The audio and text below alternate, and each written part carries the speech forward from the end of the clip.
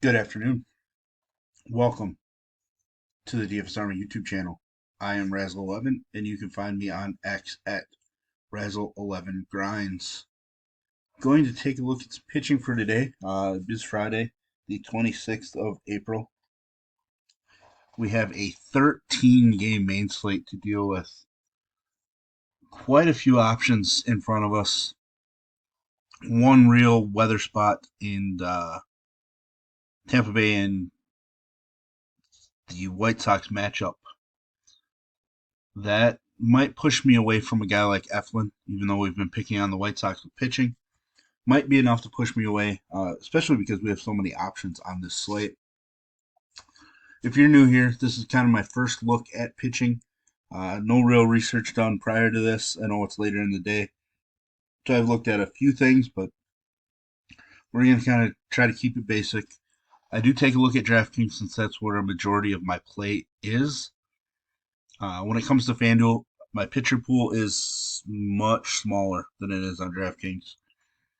We generally don't have to get as wide or creative on FanDuel because the pricing isn't as tight, to be honest. But yeah, let's take a look at some pitching options for us here today. Nola at the top, traveling to San Diego. Uh, Nola's thrown the ball really well since his first start of the year, allowing just 5 earned in 4 starts. 4 home runs allowed in those 4 starts. But one of the things that we look for are teams coming out of Coors Field, and we get that here with San Diego. The San Diego bullpen blew a game yesterday. Uh, so I think it's a really good spot for Nola at 10.3K. I actually think he's going to be a lot lower owned than he should be. So it's somebody I'm very interested in. Trying to find his K prop real quick. 5.5 with juice on the under. That's kind of shocking. Um, his last 2 starts have had pretty strong strikeouts. First 3 were not that strong, but he's definitely more than a 5K per 9 type guy. So um, I think there's value in his over if you're a betting person. But Nola, for me, definitely in play, especially because I just don't think he's going to be overly owned. Game total just 7.5. He is a slight favorite on the road as well. Definitely interested there.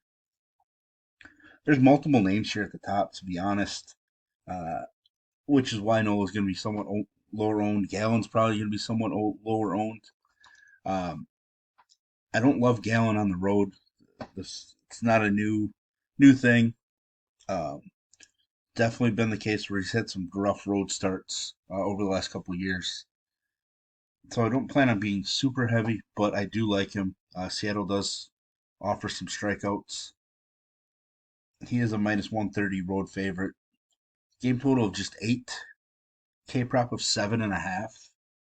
Uh, Scrolling real quick, that appears to be the highest K prop on the slate. So tells you what kind of upside he's going to offer us. I actually think I do like Nola slightly more for magnitude of reasons. Uh, One really being that San Diego coming out of Coors, and the fact that Gallon on the road isn't as sharp as Holmes at Gallon. So, uh, but both those guys are kind of pivots off of who's going to be the chalky pitcher in Corbin Burns. Hasn't looked overly sharp in his last couple, but has 2 monster starts this year as well, and obviously taking on an Oakland squad that we're picking on time in and time again. Um, I do not see a K prop for him, which is kind of weird. But he is a minus 270 favorite. Game total of 7.5 with juice on the under. Great spot for Corbin Burns. Under 10K. To be honest, he really should be the most expensive pitcher on the slate. Um, so he's going to be the ultimate chalk. Imanaga, definitely in play, especially because Boston's kind of gotten weaker with some injuries. Tyler O'Neill, a big hitter against left-handed pitching. Casas can hit left-handed pitching pretty well. Uh, I don't know that he's really going to come out and strike out 9 very often. I really think he falls into the 4 to 6K range a lot of times. He's actually a minus 112 favorite. Game total just 7.5 in Boston. K prop of 5.5. Juice is on the over, but I'm definitely interested in Imanaga in this spot. Again, at somewhat lower ownership because Corbin Burns is just right there. Not going to be interested in Sale. Cleveland generally doesn't strike out a ton. I wouldn't be shocked if Sale puts up a solid performance. He does have upside, uh, but we really do have to fade some guys. So out of this group here at the top, I'm looking to fade Sale. Might have to fade Eflin because of the weather, even though it's a matchup we're picking on nonstop at this point with the White Sox. If we get an update that the weather has cleared up a little better or more, um, F1's certainly going to be an option. I'm kind of waiting on our weather guy to give us an update.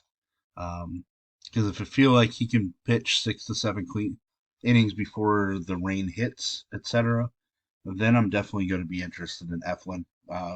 Again, the matchup is a minus 230 road favorite. Game total is 7.5 with juice on the other under.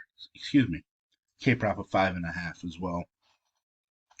Uh, I don't mind Uvalde. I may remove him from my pool if Eflin is safe. Um, Cincinnati can strike out. Evaldi's been all right. Last couple of starts have been rough, but Cincinnati does have some K's in the lineup, so I do have some interest in Evaldi. K prop is 6.5 with juice heavily on the over. That stands out quite a bit to me. I hadn't looked at his K prop until right this second. He's a minus 175 home favorite as well. Um, I may just have to include Evaldi anyways, looking at those numbers. He just might have to be somebody that I use. But we'll kind of see here as the afternoon goes on. Cutter Crawford. Uh, Cubs can actually strike out a little bit. The lineup's a little weaker without Bellinger. Replacing him with Mervis or something at the DH spot. Mervis strikes out plenty. Or Pete Crow Armstrong, young guy. I know he had his first home run, but he struggled last year in his quick cup at the major league level. Crawford's looked really good this season. One of the bright spots for the Red Sox. Did mention that Imanaga and the Cubs are favored in this one, but we're looking at a game total of just 7.5. Cutter Crawford K prop at 5.5 as well. So I certainly think he's a decent option for us. Much better than the guys right around him in Harrison, Bassett, and Ashcraft. Lewis Heel going to make my pool. I hate this column here. Like his walks have been an issue, but the K upside's there. The overall Brewers lineup has cooled off quite a bit. I'm definitely interested in Luis Heel, and I'm not going to go overboard. He does have a K prop of 6.5 with juice on the over, so that definitely stands out to me. He is a minus 130 favorite. Game total is 9, so the Brewers do have, you know, a decent projected run total, but I think there's plenty of upside in him for GPP purposes. Definitely not safe, especially on DK. Um, those walks hurt a DK score because of the efficiency scoring, uh, but somebody that I definitely want exposure to. Not really going with Gavin Stone. Um, some walk issues. K's haven't really been there. Not going to go with Patrick Sandoval. This is one spot that I'm afraid of being wrong on. People have done pretty well picking on the Twins of late with pitching. A lot of K's upside. Sandoval has some walk issues. Not a huge K guy overall. I actually like some of the Twins' bats, but that's one that could come back to haunt me. But I expect Jose Buto to be fairly popular. Walk issues for him as well. That worries me. But there's a lot of talk about him in this matchup. St. Louis hasn't been scoring many runs. Game total just 7.5. He's a minus 130 favorite. K prop of 5.5. Juice is on the under, but he's been above that in all three starts.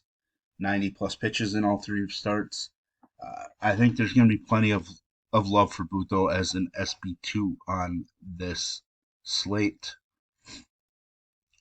Kind of looking at the rest, there's really only one other guy that I'm considering, and it's going to be Bailey Ober.